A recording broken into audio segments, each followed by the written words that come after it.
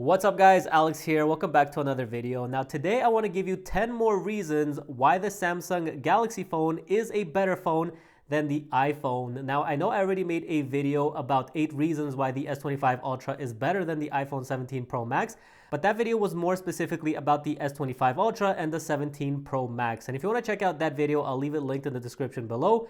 Whereas in today's video, I want to talk more about the experience, the software, and why the Samsung Galaxy phone just gives you an overall better user experience than what you get on the iPhone. And before anybody leaves a comment how I'm trashing the iPhone, yet my SIM card is in the iPhone and not in the Samsung Galaxy, that's because the iPhone just came out and I'm testing this phone. I put my SIM card in here. I'm not going to buy a second line just to test a phone. Relax, guys. I'm going to move it back after I'm done. Don't worry.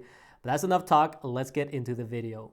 Alright guys, now the first reason why the experience on the Samsung phone is better than on the iPhone is because of the universal back gesture. This is probably one of those things that drives me the most crazy about iPhones.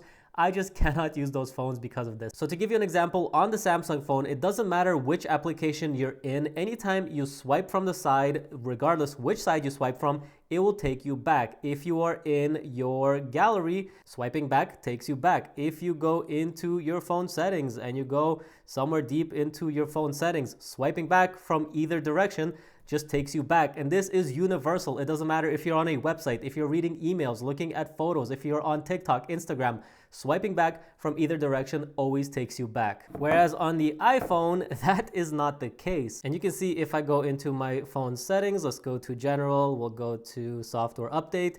If we swipe back from the right side, it doesn't go back, and I have to swipe from the left in order to go back. And if you think about it, when you're swiping, if you're using your phone right-handed, it's a lot easier to reach this edge and swipe from this side, but iPhone doesn't let you do that. For some reason, you can only swipe backwards from this side. So you have to reach all the way over to reach that part of your screen. And then when I get to the main settings page, I can't keep swiping to exit it. Now I have to swipe up. If we go into something like our gallery and then we open a picture, swiping from that side doesn't take you back. And if you do it from the other side, it just keeps swiping pictures. So the way to go back out of a picture is to swipe down for some reason instead of from the side. And then to exit the photo album, I can't swipe from the side either or even down. I have to swipe from the bottom up. So it's always different which gesture you have to use to go back. And it's really annoying that after all these years that people have been complaining and asking for this, they have not included a universal back gesture. It is such a convenient feature, and not having this on the iPhone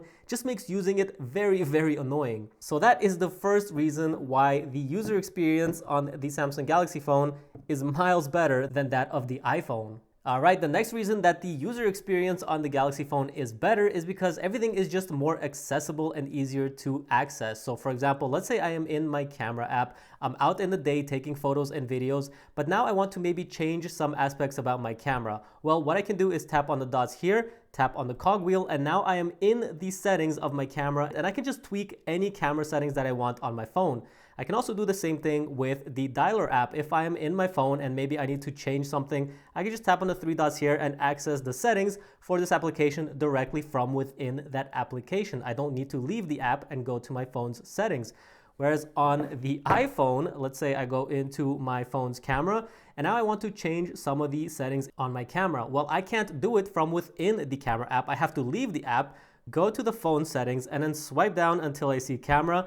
And now I can change all of these settings that I want. And the same thing with the dialer app. If I go in here, there's no way to access the settings. I have to, again, leave the application, go to the main settings within the phone, and then look for whatever I'm looking for. So it's just a little bit more annoying to have to navigate around your phone and get to whatever it is that you need. It just takes longer. The next reason that the Galaxy phone is better has to do with our biometrics, because on the Galaxy phone, we have a fingerprint scanner, whereas on the iPhone, we have Face ID. We do not have a fingerprint scanner. And I know a lot of people really like Face ID, and yes, it is very secure, it is very accurate, and it's a great way to unlock your phone and access all of your secure apps. But the problem is that there is a trade-off, because you get this huge notch at the top of your display which will protrude into anything you're doing on your phone. So if you're watching YouTube videos, Netflix movies, looking at photos, whatever you're doing is going to interfere in your viewing experience, and there's just this big ugly black bar in everything that you're doing. Whereas when it comes to the fingerprint scanner, this does not protrude into your display in any way. It just sits under your display, and the fingerprint scanner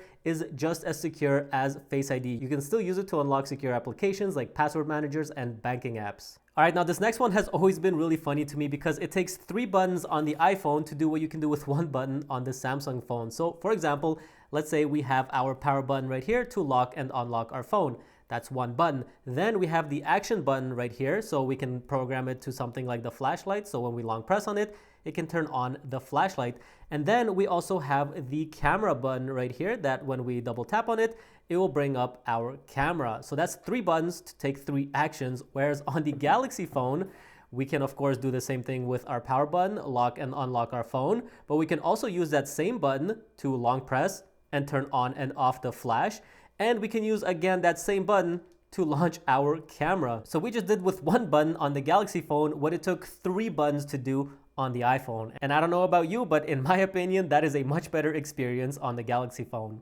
The next thing that I really love about the Galaxy phone that makes it just such a better experience than the iPhone is that we have motions and gestures. So if we go into our phone settings, swipe down to advanced features right there, and we have an option here for motions and gestures, and you can see some of the gestures we can take. So we can lift to wake, which will wake up our screen when we lift up our phone. We can double tap to turn on and off the screen. So instead of again having to reach for the power button, if your phone is just laying there on the table, you can easily just double tap on it to wake it or put it back to sleep. We can also enable alerts when our phone is picked up. So if we've had any messages, notifications, or missed calls while our phone was maybe down and we weren't beside it, when we wake it up, it will give us a small alert or vibrate just to tell us that we have a missed notification. We can also mute our phone calls by flipping the phone over on its face or putting our palm over it. So if we're maybe busy at work and we just can't deal with the phone call right now, we're really focused, all we need to do is just flip our phone upside down and it will mute that phone call and not bother us until we're done with our work. And of course, we also have this palm swipe to capture. So if you want, you can just swipe your palm on your screen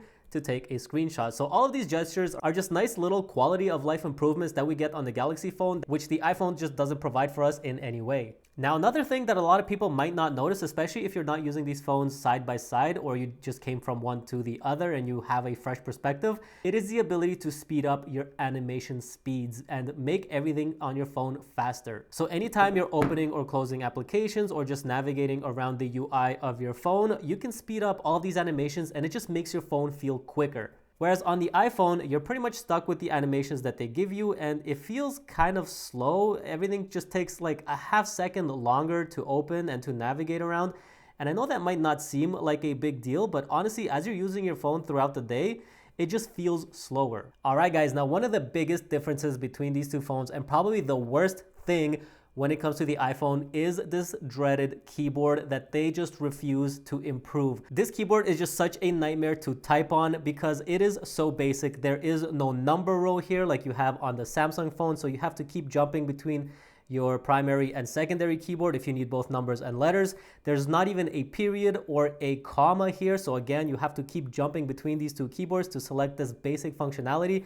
And you can see on the keyboard, all you have are the letters. There's no secondary characters here as well. Whereas on the Galaxy phone, you have absolutely everything you're going to need right here from the primary keyboard. You have your number row, you have a period, you have your comma, and you even have secondary characters above the letters. So if you want something like a $sign, you can just long press on the D and let go to get a $sign. If you want a percentage sign, you can do that with the G. And now you have the percentage sign. You don't have to keep swapping between the secondary and primary keyboards to just get all of this basic functionality. It's readily available from you right from the main keyboard, and this makes the typing experience on your phone so much better. So again, when it comes to the keyboard, absolutely no competition here. The Samsung phone just absolutely demolishes the iPhone when it comes to the user experience with the keyboard. But there you go, guys. That's going to do it for the reasons why the Samsung Galaxy experience is just so much better than that of the iPhone. And if you want to see some more cool Samsung Galaxy tips and tricks, be sure to check out this video here and this one right here. And let me know in the comments below any other reasons that you think that the Galaxy phone is better than the iPhone that I might not have mentioned. But that's going to do it for now. Thanks for watching, and I'll catch you in the next one. Peace.